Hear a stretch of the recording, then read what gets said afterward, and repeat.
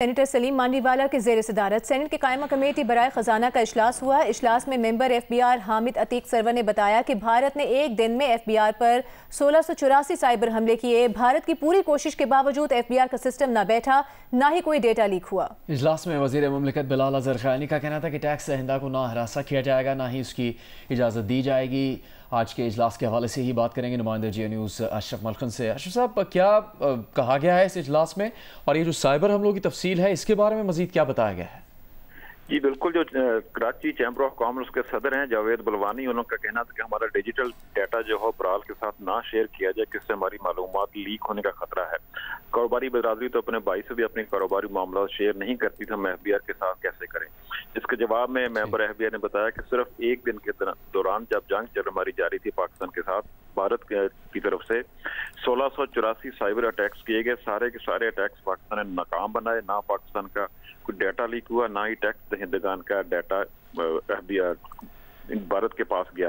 तमाम डाटा महफूज रखा। हमारा जो सिस्टम है वो बहुत महफूज है, इलेक्ट्रॉनिक तरीके से सारी फाइलिंग होती है, वो उसको बहुत महफूज उस पर चेक लगाए गए हैं। दूसरा ने कहा सनती पैदावार जानने के लिए 400 फैक्ट्रीज पर FBR के 900 अफसरान को तैनात किया गया है, जिसमें हर 10 दिन के बाद उनकी तब्दीली होती है। जिनमें 484 घी और खुदनी तेल की फैक्ट्रियां भी शामिल है, जिन पर टॉप 20 पर जो सबसे ज्यादा बड़ी फैक्ट्रियां 20 उन पर सिर्फ अमला तैनात किया गया है। और इसकी ISI और FBR IBB, ISI जो इंटेलिजेंस एजेंसी और IB जो सिविल इंटेलिजेंस एजेंसी है, दोनों इस हमले की निगरानी करती हैं, कहीं वो किसी किस्म की मिली भगत न कर लें फैक्ट्रीज के साथ। इनको जो एक और बड़ा इतराज आया था कारोबारी कम्युनिटी की तरफ से ओवर इनवॉइसिंग के गलत फिगर दिए जा रहे हैं, उसके जवाब में मेंबर हामिद अतीक ने बताया कि गुज़श्ता माली साल के दौरान 857 अरब रुपए की फ्लाइंग इनवॉइसिंग पकड़ी गई, जो 2023-24 में 1313 अरब रुपए की फ्लाइंग इनवॉइसिंग पकड़ी गई। बहुत शुक्रिया इस तफसील के लिए। दीगर खबरें शामिल करेंगे। सयाहों की जन्नत कहलाने वाला गिलगित बल्तिस्तान का जिला द्यामर और इसका सयाहती मकाम बाबूसर उदास है। 4 रोज पहले आने वाले इस सैलाब से हर तरफ तबाही के ऐसे मनाजिर हैं जो शायद पहले कभी नहीं देखे गए। जियो न्यूज़ की टीम नारान कागान से होते हुए बाबूसर के थक नाले पहुंची। वहां क्या देखा ये बता रहे हैं कौसर सलीम पंगश अपनी इस रिपोर्ट में। पीर को थक नाले में आने वाले सैलाब की तबाही के मनाजिर दिखाने के लिए जियो न्यूज़ की टीम नारान कागान के रास्ते से होती हुई द्यामर पहुंची। लोशी, लालपड़ी और थक के मकाम पर तकरीबन 8-9 किलोमीटर का सफ़र कभी पैदल और कहीं मोटरसाइकिल पर तय किया। वहां पहुंचे तो ऐसे महसूस हुआ जैसे सैलाब गुजरने के बाद हर तरफ तबाही ही तबाही है। जियो की टीम ने लोश से लेकर थक परीका तक तकरीबन 8 से 9 किलोमीटर इस पूरी वादी का पैदल सफ़र किया और ये देखकर हमें बहुत हैरानी हुई। पहली दफ़ा ये देखा गया है कि एक बहुत बड़ी तबाही इस पूरी वादी में सैलाब से हुई है। यूं लगा जैसे चट्टानें सड़कों पर आ गई हों। सड़कें, रास्ते सब खत्म हो चुके हैं और वहाँ पत्थर ही पत्थर मौजूद हैं।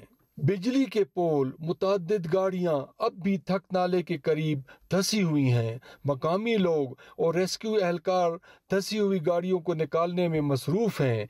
तबाह होने वाली कोस्टर में खाने पीने का सामान इस बात की निशानदेही कर रहा है कि सियाह किस अफरा तफरी में यहाँ से निकले होंगे। गाड़ी में पानी की बोतलें और बच्चों की वॉकर्स भी नजर आई। कोस्टर का ड्राइवर अपनी गाड़ी के लिए परेशान है और वो अब भी इसी मकाम पर जियो न्यूज़ को नजर आया। हम आ रहे थे इधर से चलास से ऊपर बाबूसर टॉप की तरफ, तो ये रास्ते में सलाबी रेला वगैरह आया, तो 4 लोग इधर से निकले हैं, तो वो सलाब में बह गए हैं, तो बाकी जो अंदर थे वो बच गए हैं सारे। जो मकामी लोग थे उन्होंने इनको बचाया और ये गाड़ी हमारी इधर फंस गई है। सियाहती मकाम पर मौजूद होटल की पार्किंग में महफूज रह जाने वाली गाड़ियां अब भी खड़ी हैं। सड़क बह जाने से आमदोरफ्त मुअत्तल है और सियाह वहां फंस जाने वाली कीमती गाड़ियों के लिए परेशान हैं। कुछ ऐनी शाहिदीन से जियो न्यूज़ की बातचीत हुई तो उन्होंने बताया कि सैलाब की नज़र होने वाले सियाहती मकाम पर अमूमन ज़्यादा रश रहता था। अचानक सैलाब के आने के वक्त भी वहाँ 14-15 गाड़ियाँ खड़ी थीं। ये जो आपको पीछे जगह नज़र आ रही है, ये बहुत एक खूबसूरत पॉइंट था। यहाँ पर उस दिन भी गाड़ियों का रश ज़्यादा था, लगभग कोई 14-15 गाड़ियाँ तो यहाँ खड़ी थी, ठीक है, टूरिज्म के साथ। एंड देन अचानक से सैलाब आया है। अब जब वहाँ से लैंडस्लाइडिंग हो रही है तो वो एंजॉय कर रहे हैं, वो वीडियो बनाने में मशगूल है। उनको ये पता नहीं है कि यहाँ से अभी हम जा सकते हैं। ऐसा भी कह रहे हैं कि लोगों ने यहाँ पे उनको आवाज भी दी है कि भाई आप वहाँ से निकले। उन्होंने कहा भाई कुछ नहीं, वो गाड़ी में बैठे रहे। अब जब लास्ट में उनके ऊपर गाड़ी जब उनकी घिसटने लगी है तो लोग वहाँ से नीचे उतरे, भागने लगे। अब वक्त तो हाथ से चला गया था, ये नीचे यहाँ से जो है लोग यहीं पे गाड़ियों से जो उतरे हैं उन गाड़ियों के साथ गए हैं। ये इतना नुकसान होने के बावजूद जो है लोगों ने उनकी इतनी मदद की जितना हो सकता है। पूरे थक नाले में वाटर स्कीम्स बह जाने से पीने का पानी नापैद हो चुका है, बिजली मुअत्तल है और कम्युनिकेशन का निज़ाम दरम बरम हो चुका है। सयाहों की जन्नत कहलाने वाला ये बाबूसर उदास है, वीरान है और हुकूमत की जानिब से किसी बड़ी इमदादी ऑपरेशन का मुंतज़िर है।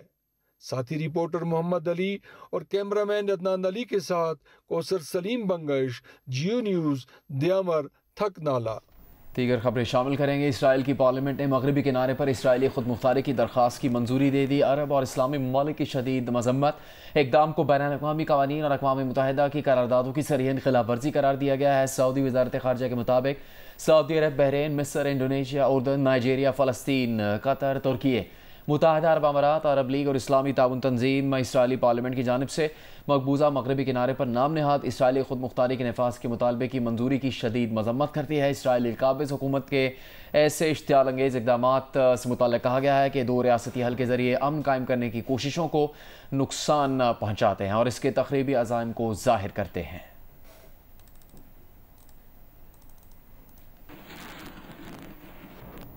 यूनिसेफ के आलमी तर्जुमान जेम्स एल्टन ने कहा है कि गजा में हालात इंतहाई खौफनाक और हर गुजरते लम्हे मजीद बिगड़ रहे हैं। बरतानिया में यूनिसेफ की सफ़ीर जमाइमा खान से गुफ्तगू में उन्होंने कहा कि यह बच्चों पर जंग है, क्योंकि सिर्फ 6 माह में 50,000 से ज़ायद बच्चे शहीद या जख्मी हुए, जो पहले कभी नहीं हुआ। उन्होंने कहा कि इसराइल की जानिब से बिजली और फ्यूल की बंदिश ने पानी की फराहमी भी रोक दी है और अगर ईंधन न आया तो बच्चे प्यास से मरने लगेंगे। जेम्स एल्टन ने कहा कि गजा के बच्चों की बका के लिए फौरी और पायदार जंगबंदी नागुज़ीर है।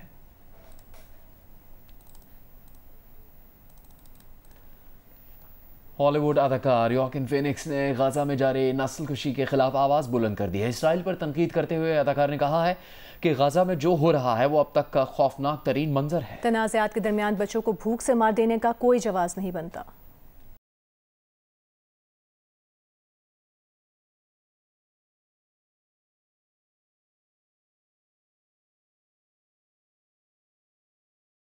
और पीटीआई रहनुमा आजम स्वाति के शहबाज गिल पर इल्जामात। कहा, बानी पीटीआई ने उन्हें और पार्टी के दीगर लोगों को बताया है कि किस तरह शहबाज गिल ने घर का भेदी होने की हैसियत से उन्हें धोखा दिया। वो पार्टी के लोगों पर झूठे इल्जामात लगा रहे हैं। आजम स्वाति ने शहबाज गिल को पीटीआई की एहतजाजी तहरीक में शिरकत की दावत भी दी।